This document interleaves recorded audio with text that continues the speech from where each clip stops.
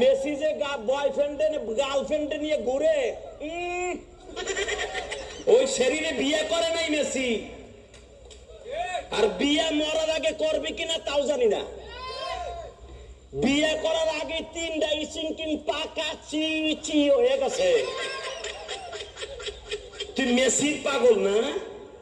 এ হারামি, তুই মেসির পাগল যে বিয়ে ছাড়া 3টা ঘুটাইছে। তুই মুসলমানের পোলা হইয়া তার পাগল হস। তুই যেই মেসির পাগল, মেসি 3টা ঘুটাইছে বিয়ে ছাড়া।